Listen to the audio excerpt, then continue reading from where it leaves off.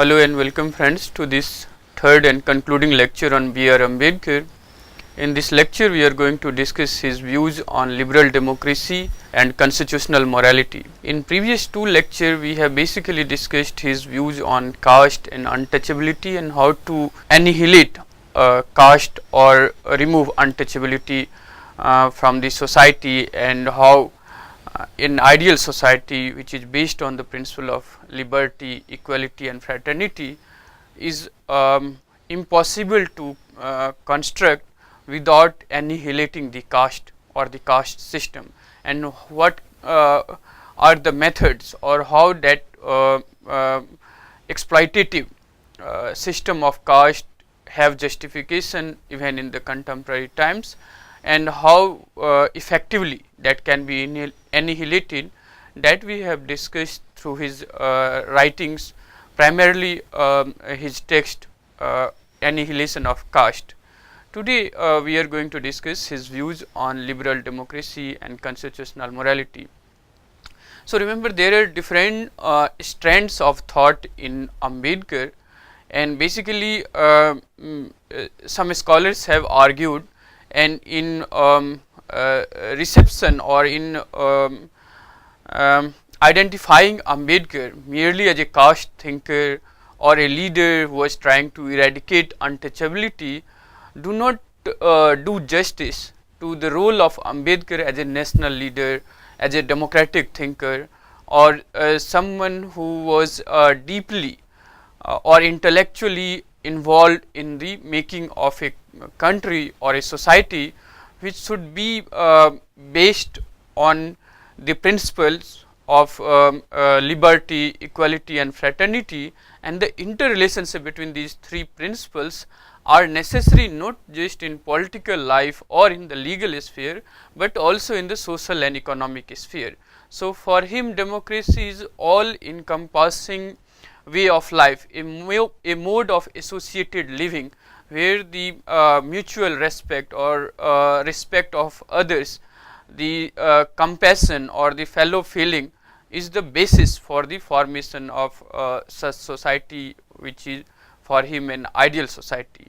So Ambedkar was deeply involved or conscious of the challenges or the obstructions and impediments in the realization of such society, and he shared with many scholars about the skepticism about the possibility of India as a nation or Indian nationalism, which is inherently divided into different groups, different sections, and it treats each other with contempt, or there is a graded hierarchy. So in such condition, how a state or how a government or a democratic government can sustain itself, and that is the challenge which Ambedkar was trying to grapple with, trying to understand and also provide solution to. And he considered liberal democracy, and by liberal democracy and the method that he has used is always non-violent, or a kind of satyagraha in his own way to fight for the legitimate rights of the untouchables or the Dalits, and also to resolve the social issues or the challenges through the peaceful method, through the constitutional method when it is available.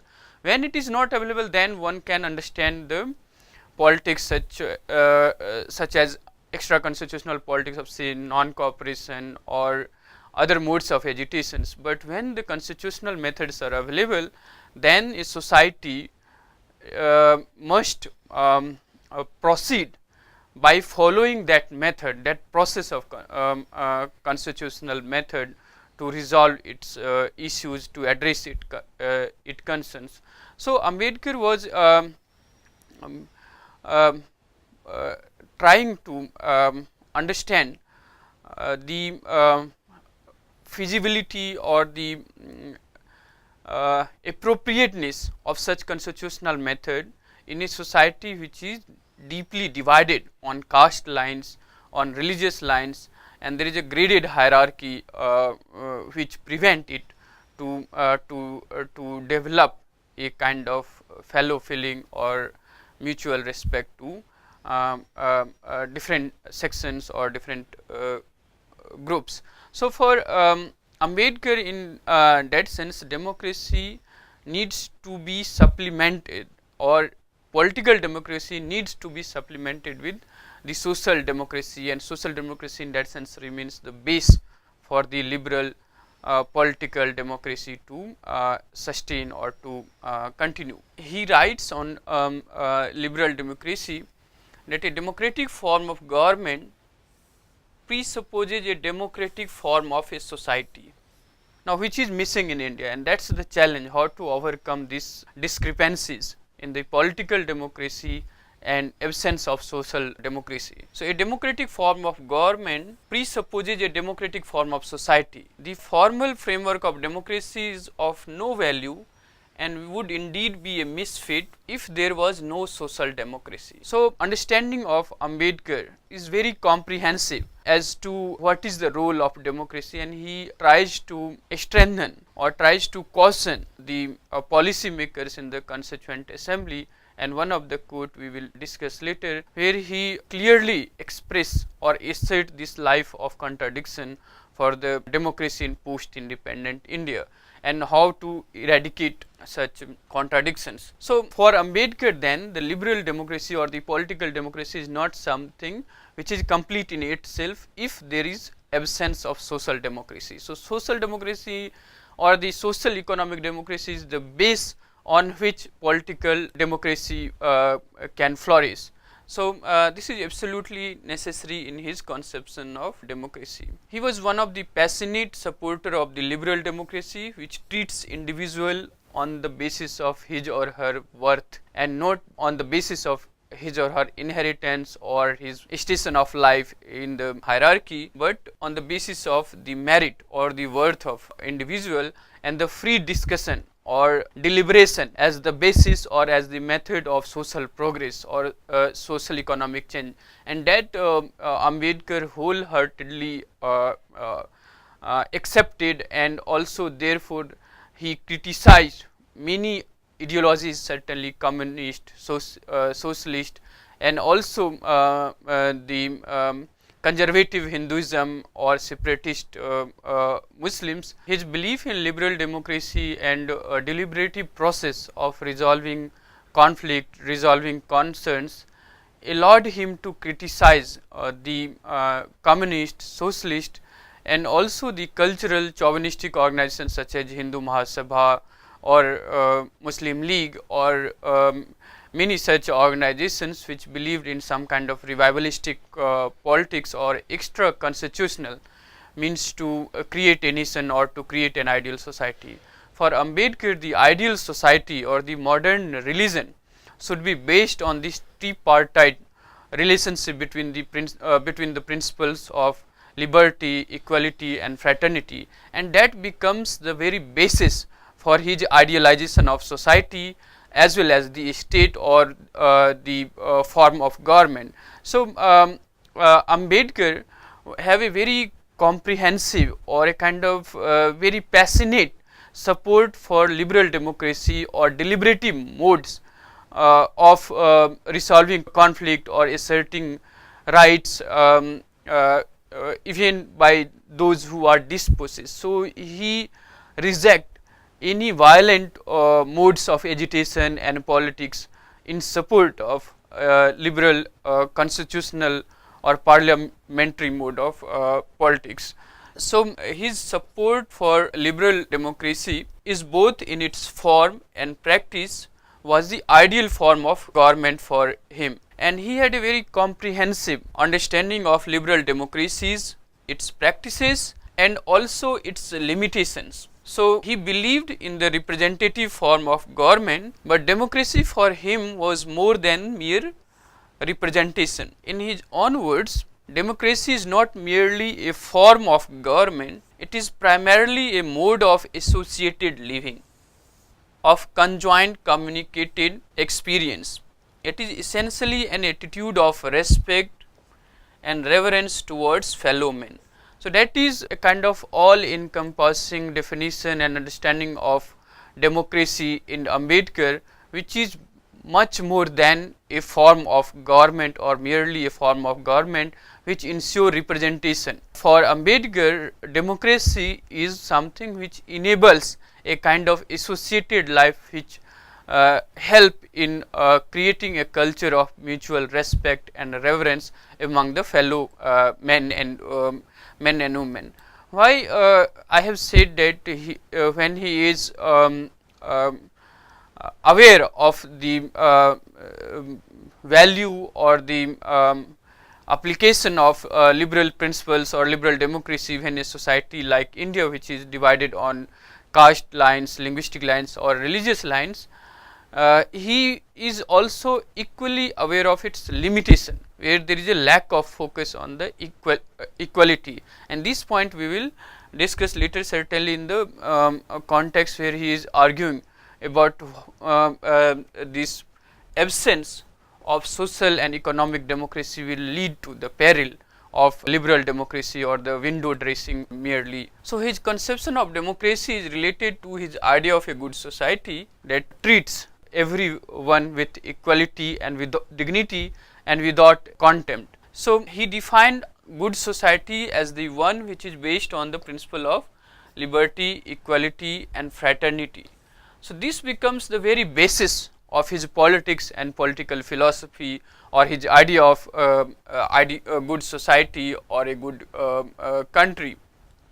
So democracy in such ideal society, constituted or based on the principle of liberty, equality and fraternity, is both a means as well as an end to form such society. It is a means as the way through which a good society can be built. So democracy is a basis or is a way forward to create such society, to construct such society, and it is also an end as all society aspire for such ideal or such democracy to be the modes of their governance or their governing.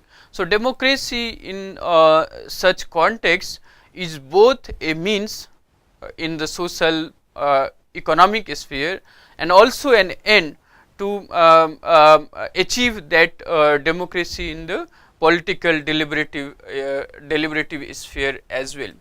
So one important feature of Ambedkar's vision of democracy is that it is the medium of social transformations and human progress, especially in a country like India.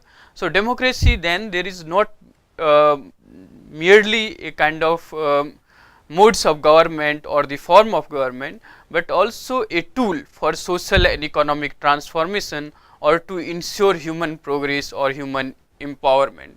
So he regarded democracy as a form and a method of government whereby revolutionary changes in the economic and social life of the people are brought without bloodshed or without violent agitations or resorting to violent politics. So Ambedkar believes in the liberal democracy or democratic form of government is not just because it helps in governing a country or a society in a particular way, but it can also be the tool or means to social and economic transformation, which is revolutionary accomplishment without resorting to the violent or the bloodshed or the violent politics of any kind or the revolutionary politics.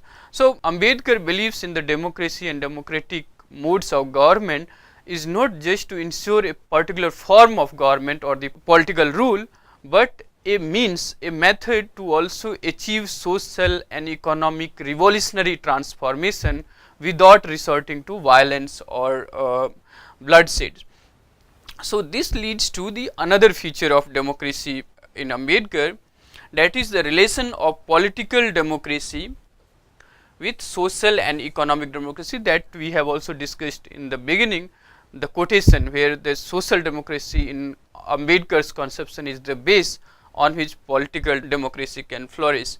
So political democracy or the rule of the people is the root to all progress. For him, the soul of democracy consists in the fulfillment of political principles of one man, one vote, and one vote, one value.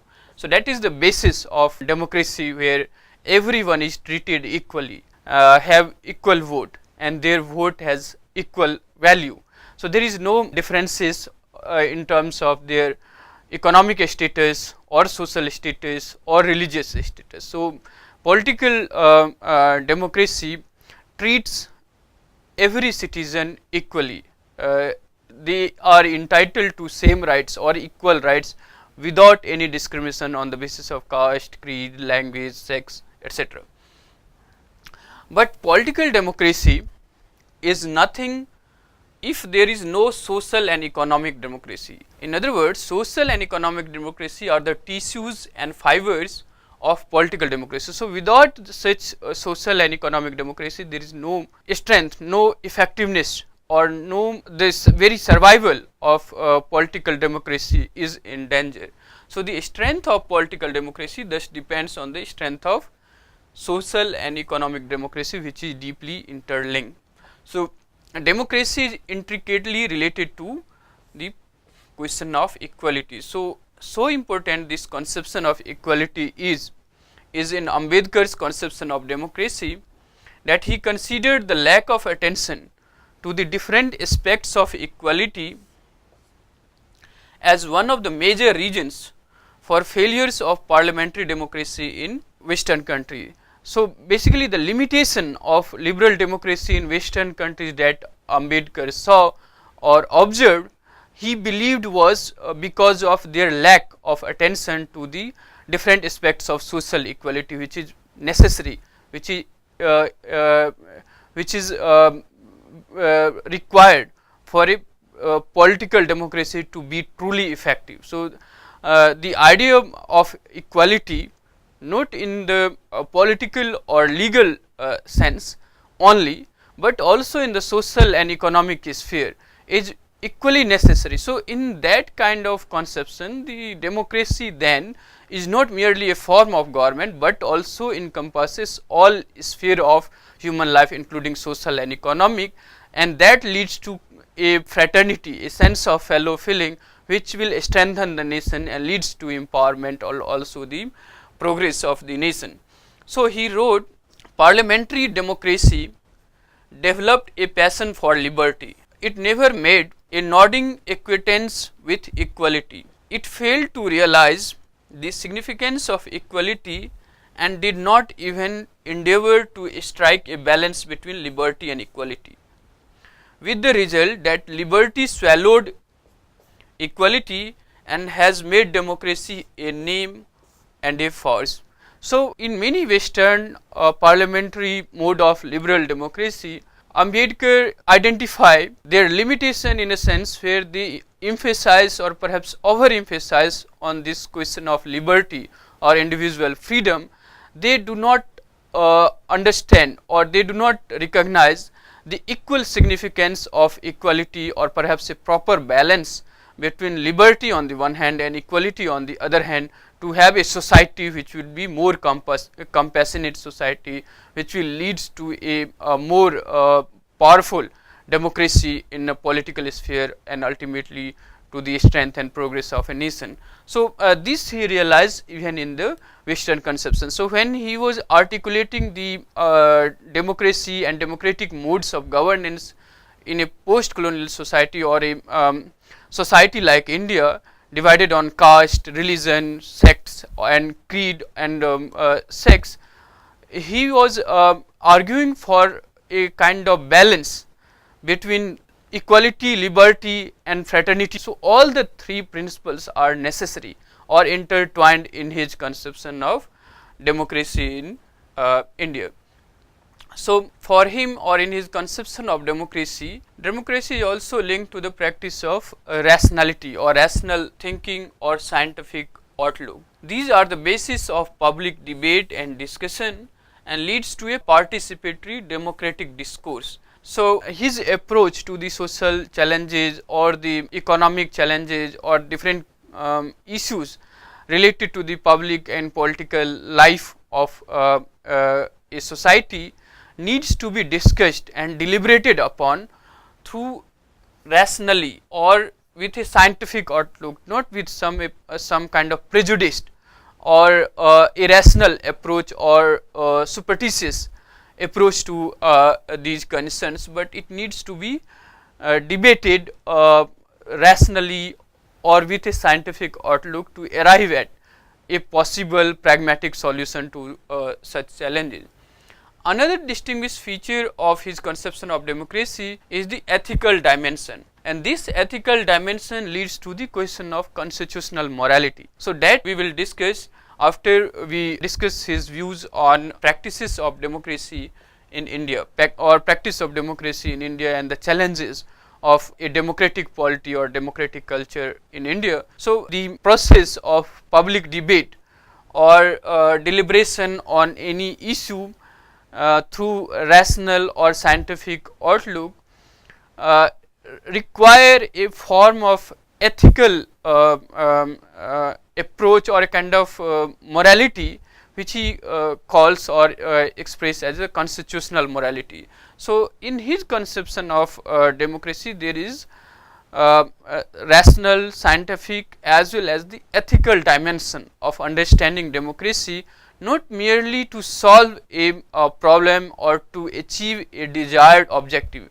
Of course, the whole structure is to achieve such ends or such objectives, but more than that, there is a agreement to a process, to a mode through which one is committed to arrive at solution to achieve certain objectives. So more than achieving the objects, then the concern for adopting the method to achieve that objective is equally important, and that he discusses as a constitutional morality which is not innate, which need to be inculcated. So we will discuss it in this. So in his conception, then briefly to sum up, the political democracy needs to be supplemented or supplemented with the social and economic democracy, and the approach to political debate and discussion should be rational and scientific with a ethical dimension, and only when there is a kind of balance between liberty and equality on the one hand and fraternity on the other, only then an ideal society can be achieved, and democracy is a means and also an end to achieve that ideal society. Now to talk about practice of democracy in India, for him democracy was not a new thing in India. It had experienced republics and it also experienced monarchies of limited and electoral nature. He also gave the example of Buddhist Sanghas. He stated that these were the representatives of modern forms of parliamentary or participatory form of governance, but unfortunately India had lost its democratic system or democratic spirit. One of the main reasons for this was, according to Ambedkar, the graded hierarchy of Indian society, which is caste system. So caste with its graded inequality and moral degeneration has killed the democratic spirit in India, and how it degenerate the moral and ethical or the democratic spirit of Indians, and how their morality and ethics is also bonded to their caste or to their sect, is something we have discussed in previous lecture, which we you can refer to. So in Ambedkar's conception, democracy and democratic modes of governing the self and community is not something new to India. It already existed. Certainly the Buddhist Sangha or Gan Sangha is the example of such republican form of government or participatory nature of governing, but gradually India lost it because of this graded inequality in the form of caste system, which kills public spirit, which obstruct a common outlook, because the moral and ethical concern of the individual is bonded or limited to their caste and sects. So with the liberal democratic constitution, democracy is again sought to establish in India. However, Ambedkar was worried about losing democracy in India for the second time too, because there is a kind of contradiction in Indian life, where in politics or in legal sense everyone is equal, but in social and economic sense the inequality is widely prevailing. So, how to maintain democracy or protect the democratic constitutional spirit in India? So, Ambedkar offered three distinct ways through which democracy can be safeguarded in India. First, he laid stress upon upholding constitutional method of politics.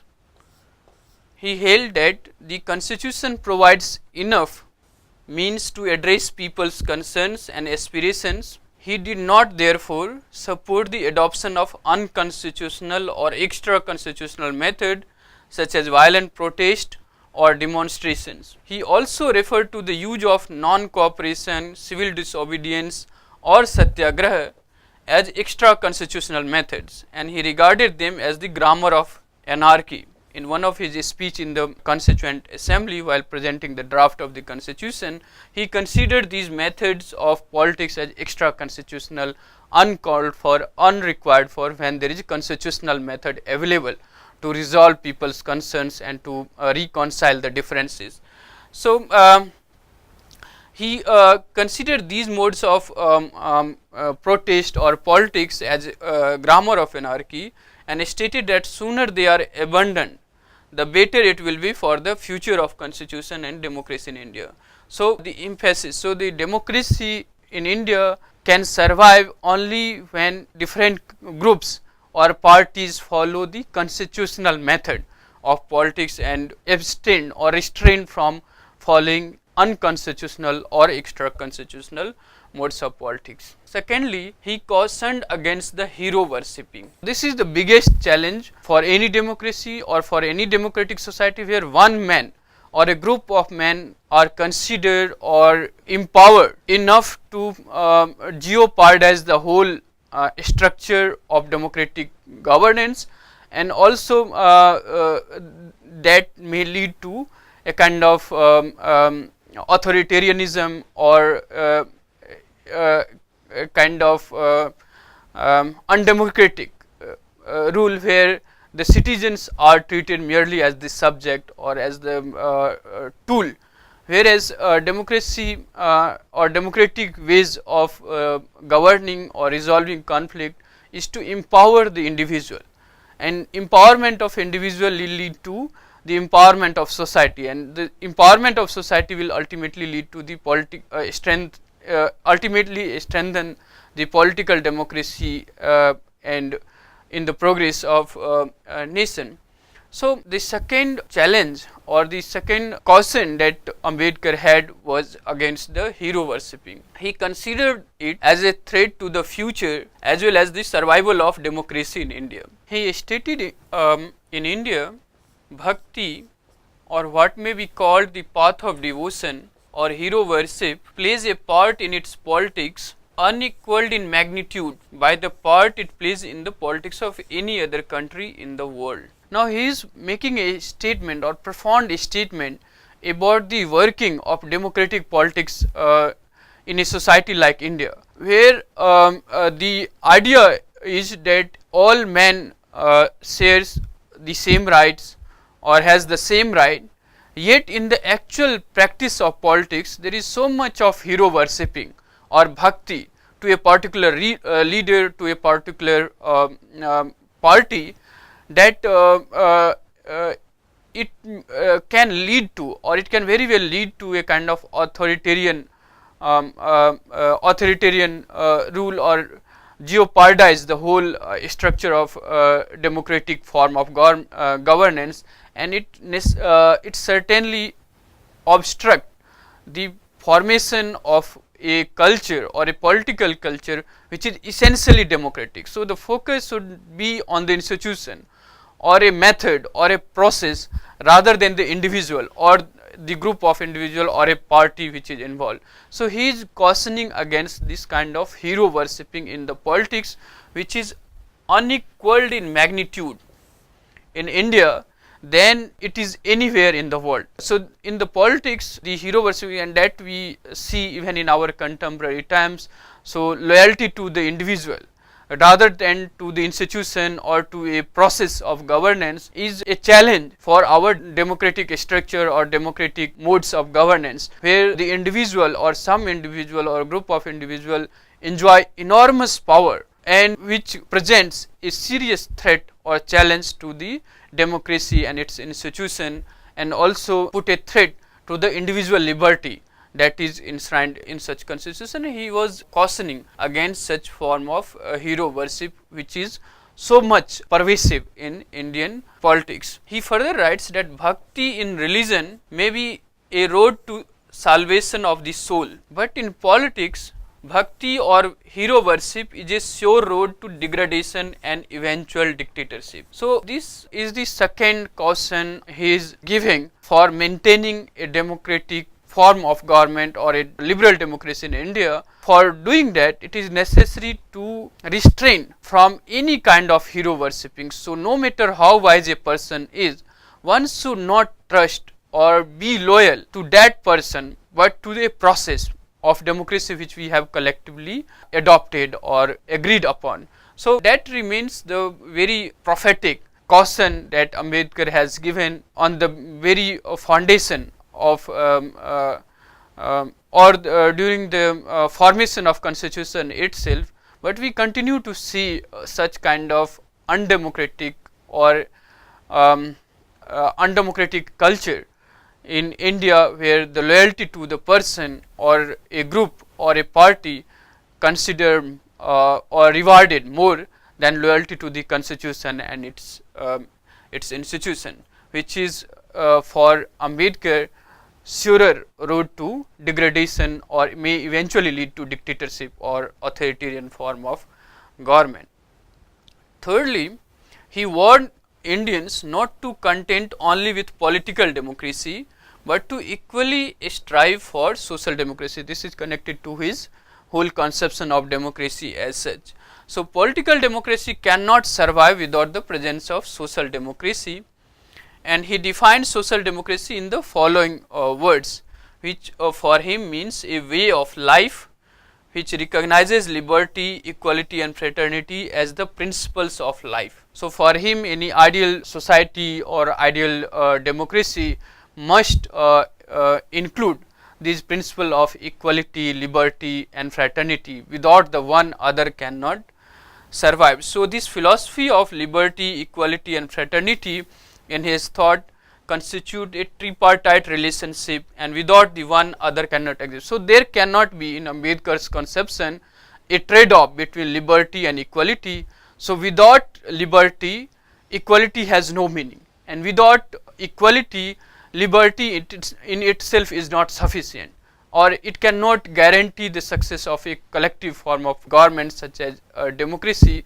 Without such form of liberty is available or accessible to everyone, and the two, liberty and equality, has no meaning unless it leads to a culture of fraternity where the compassion or the respect or recognition of dignity of everyone is also ensued. So in this conception of social democracy or political democracy of Ambedkar, the principle of liberty, equality and fraternity, and all of them together constitute his ideals of social and political democracy, where there cannot be a trade-off between liberty and equality or liberty and equality and fraternity. All must go together, and there should be a kind of balance between these three principles in his conception.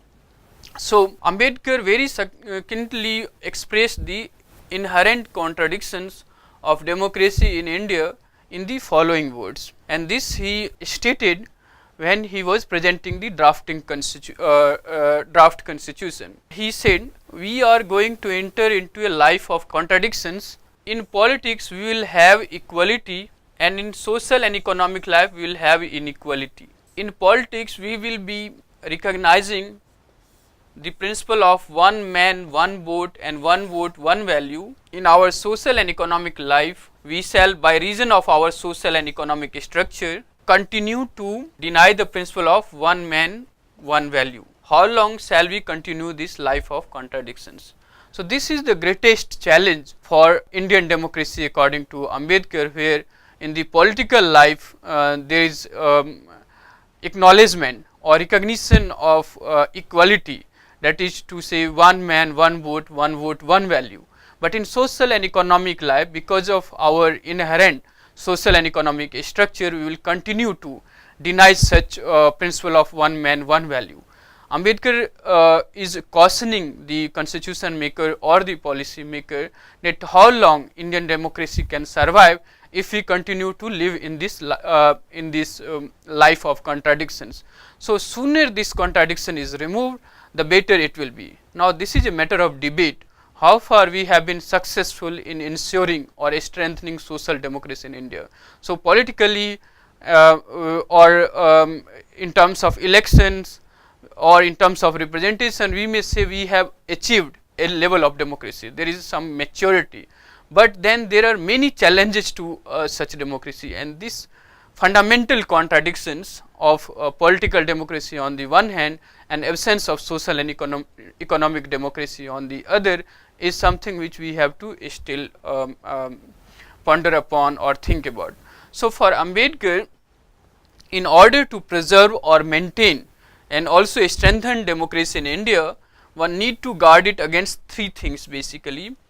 First, the extra constitutional means of politics such as non-cooperation, satyagraha or violent modes of politics. So the constitution or the politics must be guarded against extra constitutional methods of politics or means of politics.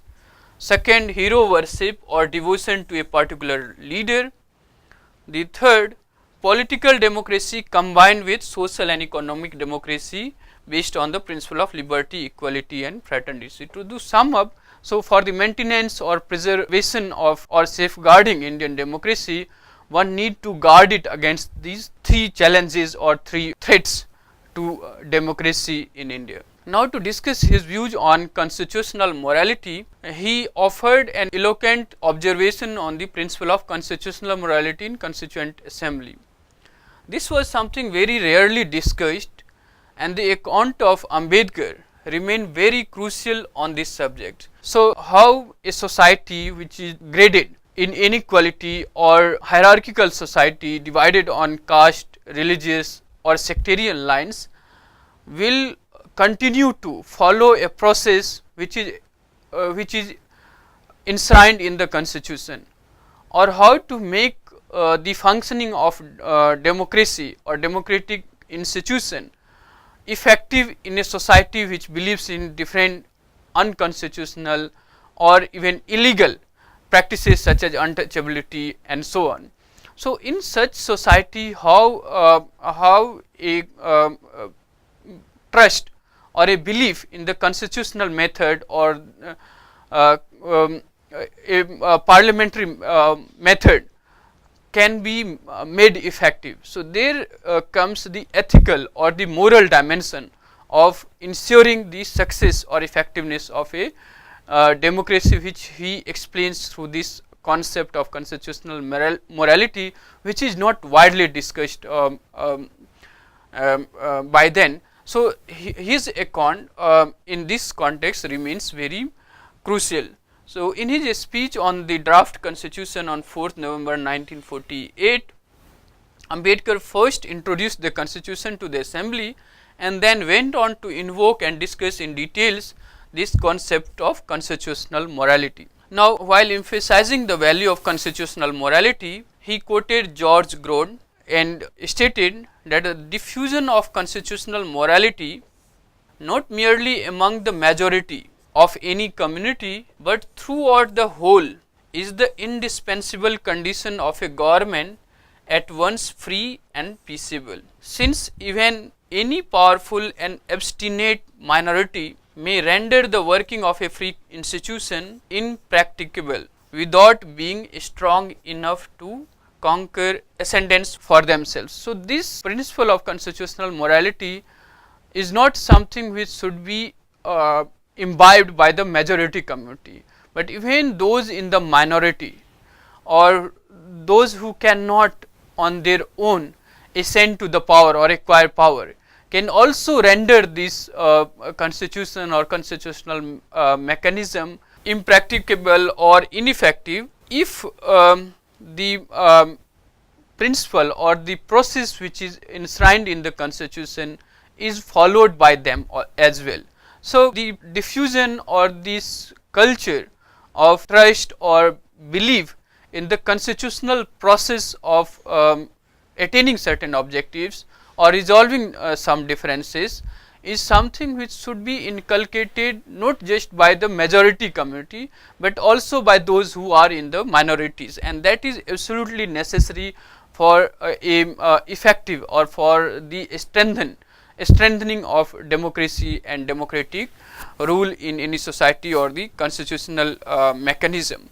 So this imbibing of constitutional morality by every section, both majority and minority, is something absolutely indispensable for the working of constitution or for making it effective form of governance. In defining constitutional morality, Ambedkar referred to Groot's definition again, where Groot writes, a paramount reverence for the forms of constitution, enforcing obedience to authority acting under and within these forms, yet combined with the habit of open speech, of action subject only to definite legal control, and unrestrained censure of those very authorities as to all their public acts, combined too with a perfect confidence in the bosom of every citizen amidst the bitterness of party contest, and that the form of constitution will not be less sacred in the eyes of his opponents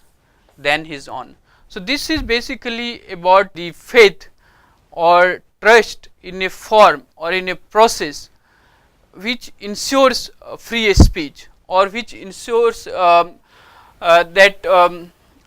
they may differ in their opinion or in their approach to certain subject, or that can be subjected to some forms of legal control, but despite of their differences or bitterness or opponents to each other, opposition to each other, the both party must consider or recognize the sacredness of the constitution or constitutional mechanism as it is there in the opponent. So this belief in the form or in the process of resolving conflict or attaining objective, which is the constitutional mechanism, is something which is absolutely necessary for the constitutional morality to emerge. So the emphasis here is again both by those who enjoy authority or those who are in the opponents to the sacredness of the institution or the process. So here again one can connect it to the question of hero worshipping or individual.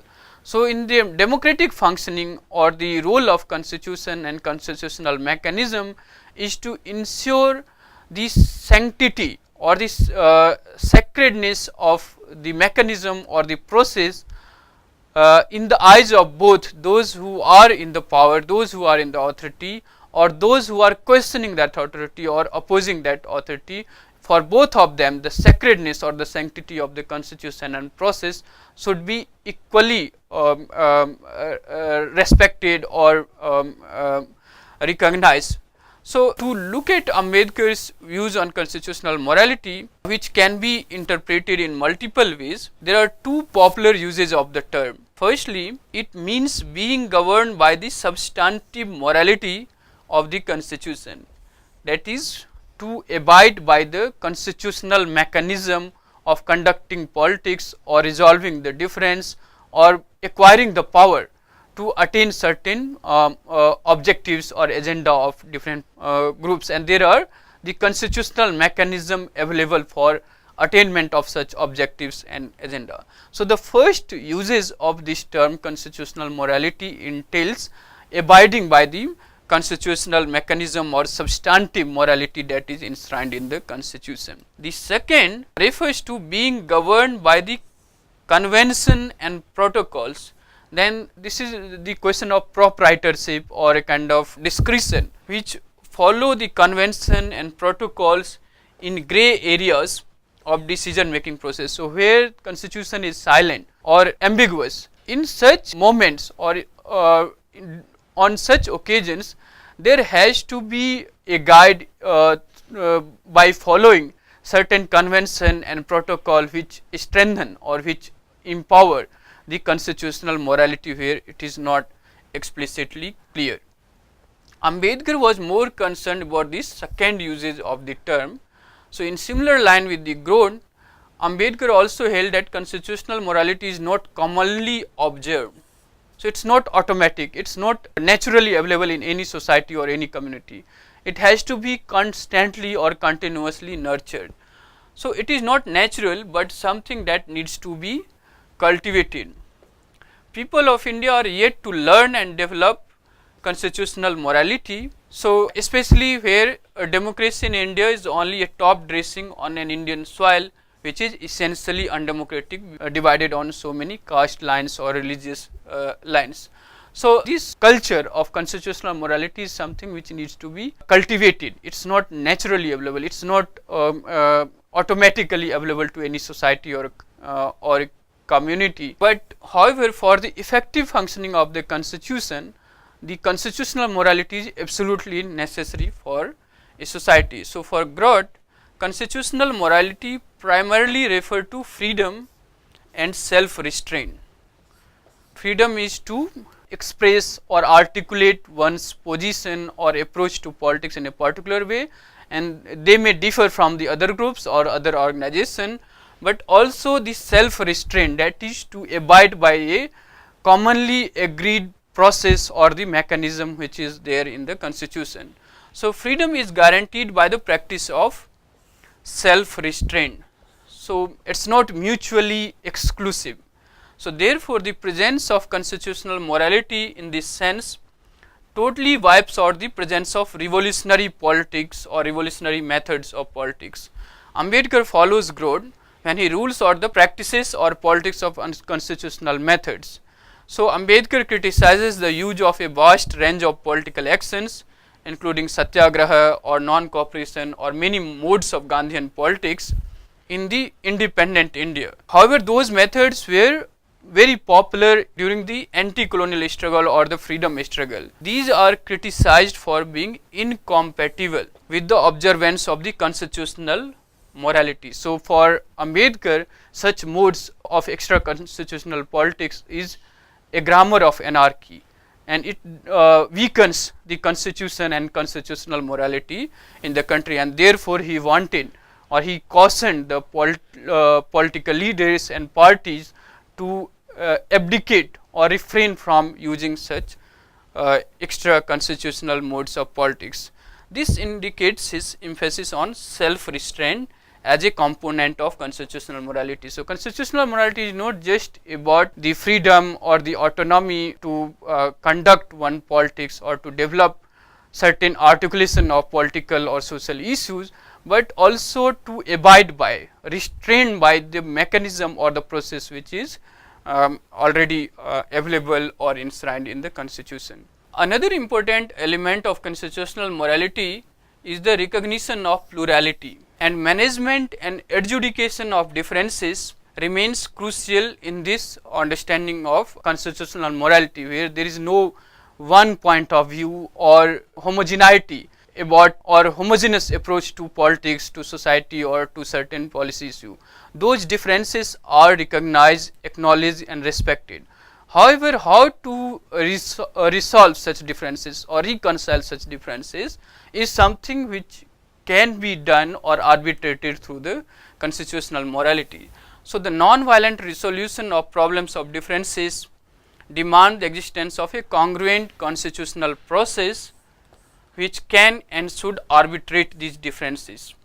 These processes may be entailed in the practices of parliament and courts, and therefore, constitutional morality demands the obedience of these institutions or a mechanism or a process through which differences or the conflict or contradictions in society or in opinions can be arbitrated or reconciled. So, the freedom, the autonomy to articulate one's opinion and differ from each other is perfectly okay if or accepted, acknowledged, if they abide by a particular mechanism or process which should be abiding for everyone or different parties or groups having difference of opinion. So what it actually says that people may not be content with the substance or outcomes of these processes.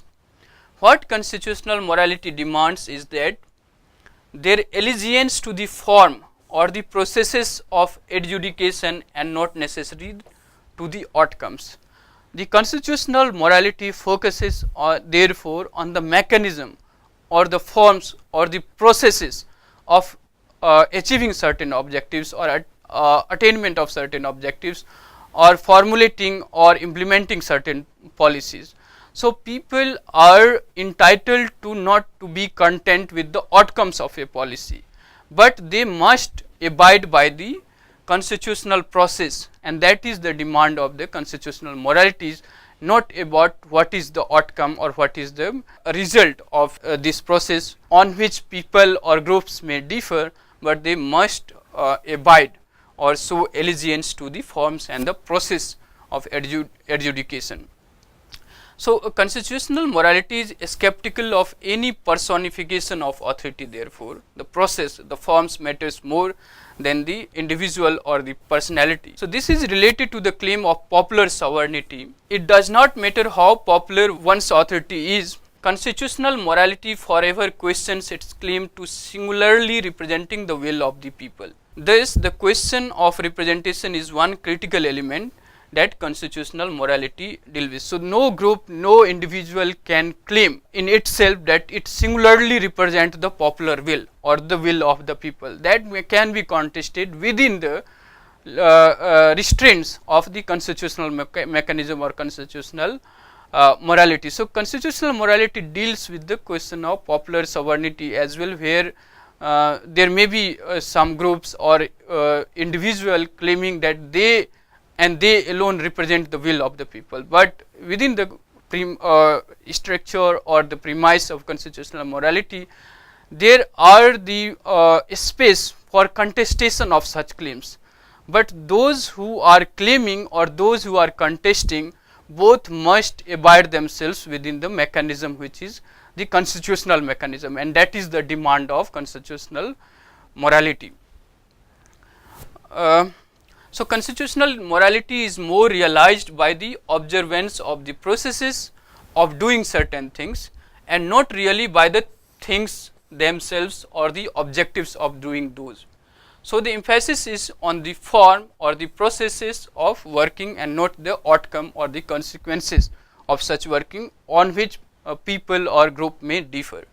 So constitutional morality allows the growth of a constitutional culture which is abstract and based on cooperations and which needs to be inculcated or strengthened. This is the process which helps individuals to surpass their immediate identity and adhere to a shared process of adjudications. Despite all the differences, they all become part of a common culture. To form a common culture or a unified culture or sense of self, there is a need to surpass or transcend one's immediate identity, be it caste, religion, and so on and so forth. So he recognized caste in this context put an inherent threat to constitutional morality because it prevents surpassing or transcending these immediate identities of birth or the descriptive identity of caste. So working as a tool of divide, caste does not allow the formation of a common deliberative culture that is based on equality. It is therefore biggest impediments or what he calls anti-national in India in the formation and development of constitutional morality. So caste or caste system is the greatest impediments because it reduces the individual worth to his or her caste status and does not really help in creating a equal society or egalitarian society. So that's the biggest challenge for the emergence of constitutional morality in a country like India. So to conclude his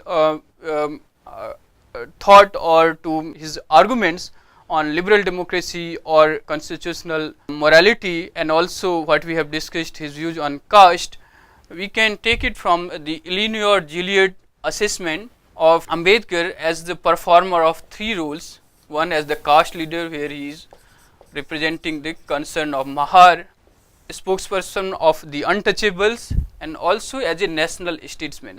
So you may find in contemporary discourse on Ambedkar that all the parties, and this I will come to discuss in a minute, but there is a kind of segregation of Ambedkar merely as a caste leader or the spokesperson of the untouchables, and very less and less on the Ambedkar as a national leader or as a democratic thinker or a kind of all India or a nationalist person. So many parties and groups may question Ambedkar and his politics during his time, but in contemporary times certainly the re-emergence of Ambedkar gives us a different picture of Ambedkar, which I will discuss. So we can find in him three kind of roles: as a caste leader, as a spokesperson of untouchables, and also as a national leader. So as the caste leader, Ambedkar was the guide and decision maker of the Mahar communities. In his second role, he was the spokesperson of the untouchables and negotiated with all the organizations and government for the protection or for safeguarding their interest. As a national leader or statesman, he played a critical role in making or drafting of the constitution, and therefore Ambedkar is also regarded as the modern Manu or the lawgiver of modern India. So he is also regarded in that role as a national statesman or a national leader, and not merely as a caste leader or a spokesperson of the untouchables. So in playing all the three roles, Ambedkar has also found himself not satisfied with the many developments that was taking place or unfolding in post-independent India, and he was very unhappy with the Hindu religion, or he therefore converted to Buddhism. And for a very long time, since 1930s, as we have discussed, he distanced himself from gradually develop a sense of loss of all hope in the reforming or reformation of Hindu society, and especially after the debacle of Hindu Code Bill, he resigned from the law ministership and also gradually turned to Buddhism or Buddha. So he was often warned by the circumstantial limitations, and this limited the realization of many of his objectives, such as Hindu Code Bill or creating a society or a culture which would be based on the principle of liberty, equality and fraternity. So he experienced, and he was in many ways unsatisfied with the developments in the post-independent politics in India, especially after the Hindu Code Bill controversy. So however, he played a very significant role in not just drafting the constitution, but also showing a way forward to construct a unified or common culture for future India. So to maintain such common or united India, he wrote that I do not want that our loyalty as Indians should be in the slightest way affected by any competitive loyalty, whether that loyalty arises out of our religion, out of our culture, out of our language. I want all people to be Indians first, Indian last, and nothing else but Indian. So that's the emphasis or significance of fraternity in his political philosophy, where he want so in Indian identity or Indian modern selfhood, you may have come across that there is this kind of duality in terms of one being a Bengali, then an Indian, or a Bihari, then an Indian, or a Marathi, then an Indian, or similarly on the basis of language or religion or maybe the caste. But in Ambedkar conception of modern Indian, one needs to consider oneself first and last as an Indian, and there is no slightest duality in terms of loyalty towards India. So that kind of fellow feeling or creation of a society which treats everyone equally without any division of loyalty towards different caste, culture, language and religion is something which Ambedkar believed will lead to a kind of ideal society or a ideal culture where democracy will penetrate or transform not just the political sphere but also the social and economic sphere in the country, and that will lead to the progress of the nation as well. In the words of one of the political scientists, Christoph Jefferland, he writes about Ambedkar that certainly he obtained major concessions from the British by collaborating with them, including a new policy of positive discriminations in favor of the untouchables. And his politics made an impact during the constitutional debates when he gained more concessions for the Dalits and succeeded in marginalizing some Gandhian propositions. But he did not get the separate electorate he wanted for the scheduled caste. He failed to have concrete social reforms adopted, such as the Hindu Code Bill, and he was not able to establish a party representing the interest of untouchables of India as a whole. So there are many achievements in Ambedkar or through Ambedkar politics, but there are certain limitations also in his politics, which we have discussed in our previous lecture as well. So this is a kind of comprehensive or kind of overall assessment of Ambedkar, not just as a thinker but also as a political activist, and his achievements and limitations in Christoph Jefferland.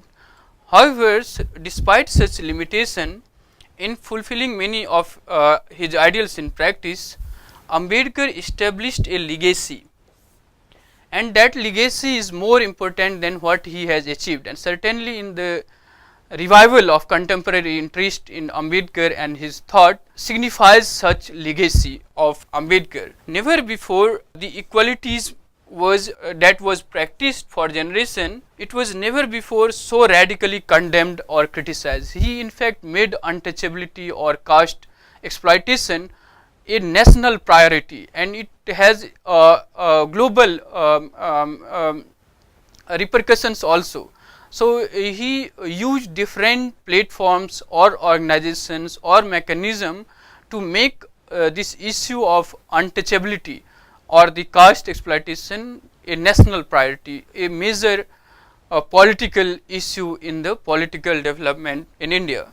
So in criticizing these inequalities, he simultaneously presented an alternative vision of social organization which is democratic and based on the principle of liberty, equality and fraternity. This made Ambedkar one of the most inspiring and visionary thinkers of modern India, and that is perhaps his greatest contribution.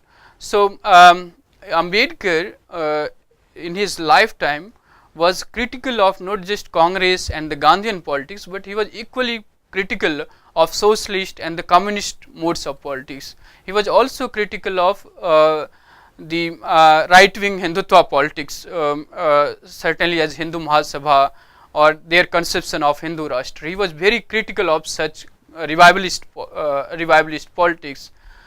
But nonetheless, his foresightedness or his vision was so relevant that when he is attacking many of the evil practices or the inequalities, and that is remarkable. So prior to that, as I was saying, that there is many reforms movement, social reforms movement in modern India and also in pre-modern India, such as Buddhism or during the Bhakti and Sufi movement. But for them, the struggle or fight was for religious equality or treating everyone equally in the eyes of God, or fighting for the religious equality.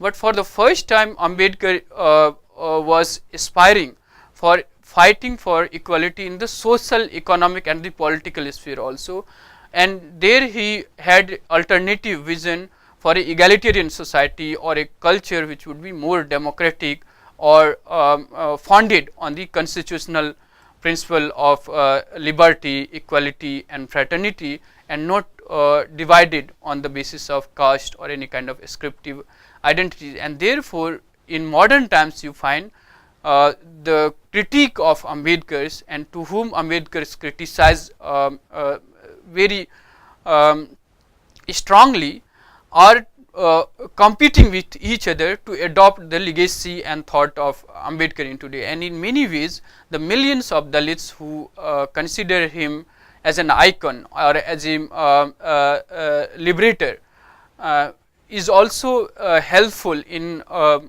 re-establishing Ambedkar as one of the most influential thinker of modern India. In contemporary politics, perhaps Ambedkar and his ideas are relevant more than he was during his time or after few decades after the independence. So, there is a kind of gradual emergence of Ambedkar as an all India thinker and not merely as a caste leader or as a spokesperson of untouchables, and that is something which we need to engage more and more with Ambedkar and his thought.